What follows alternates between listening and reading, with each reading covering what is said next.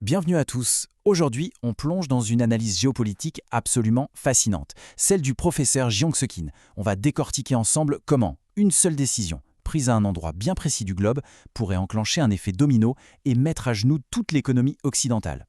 Alors voilà comment on va procéder. D'abord, on va comprendre ce concept de levier disproportionné. Ensuite, on va zoomer sur le goulot d'étranglement mondial qui est au cœur de tout ça. Puis on suivra pas à pas l'effet domino dévastateur que ça pourrait provoquer, avant de conclure sur ce que ça nous dit des conflits d'aujourd'hui. C'est la grande question. Ça paraît presque fou, non? Comment un seul acteur, sans même lancer une guerre totale, peut avoir un pouvoir pareil? Eh bien la réponse, elle se trouve dans ce qu'on appelle l'asymétrie stratégique. Allez, on décortique ça. On attaque la première partie, le levier disproportionné. L'idée de base, c'est qu'aujourd'hui, la puissance d'un pays ne se mesure plus seulement au nombre de ses porte-avions ou à la taille de son PIB. Non, il y a une autre forme de pouvoir, bien plus subtile et potentiellement bien plus destructrice. Ce qui est super intéressant ici, c'est cette opposition.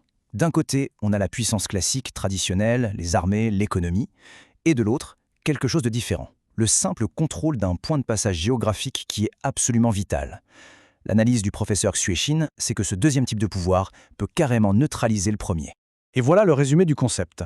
Le pouvoir de l'Iran, dans ce scénario, ne vient pas de sa force militaire, mais de sa position géographique. La grande faiblesse de l'Occident, son talon d'Achille, c'est sa dépendance au pétrole qui passe par là. Du coup, la conclusion est brutale. L'Iran a la capacité de transformer sa géographie en une arme de destruction économique, sans même avoir à tirer une seule balle. Bon, maintenant qu'on a posé la théorie, voyons concrètement de quoi on parle. On va aller localiser sur la carte cette fameuse artère vitale, ce point de vulnérabilité unique au monde. Le voilà, le cœur du problème, le détroit d'Ormuz. Ce n'est pas juste un passage maritime.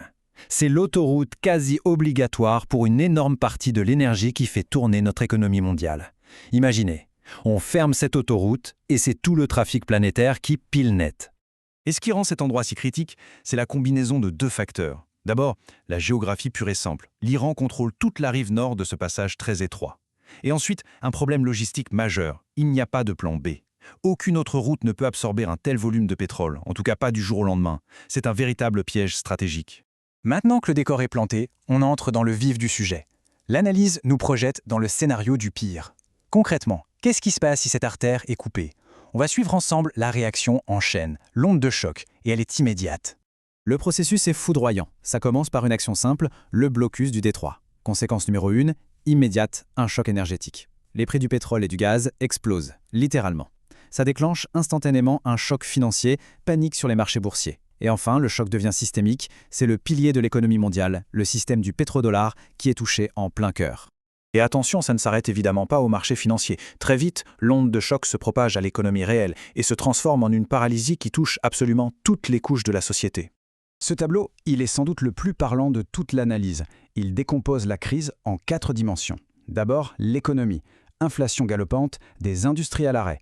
Ensuite, la finance. Les bourses s'effondrent.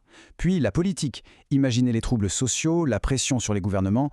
Et enfin, la dimension militaire. Une obligation quasi immédiate d'intervenir avec un risque énorme de conflit mondial. On voit bien comment d'un problème économique, on bascule dans une crise totale. Avec cette dernière partie, on prend un peu de hauteur.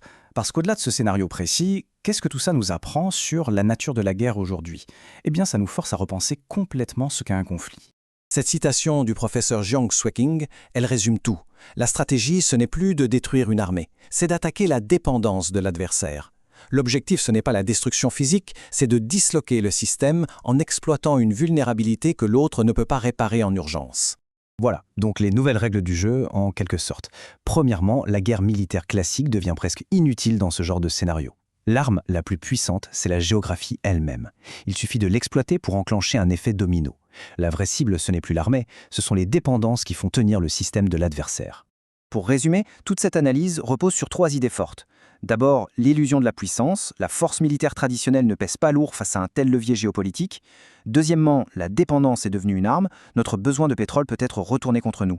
Et enfin, l'impératif de sécurité, tant qu'il n'y aura pas d'alternative, toute notre économie mondiale reste suspendue à ce qui se passe dans ce détroit. Et on termine sur cette question qui résume tout l'enjeu. Est-ce que notre économie mondiale, malgré toute sa complexité, sa technologie, ne tient finalement qu'à un fil? C'est ce que suggère cette analyse. Une idée qui, c'est certain, laisse à réfléchir. Merci d'avoir suivi cette explication.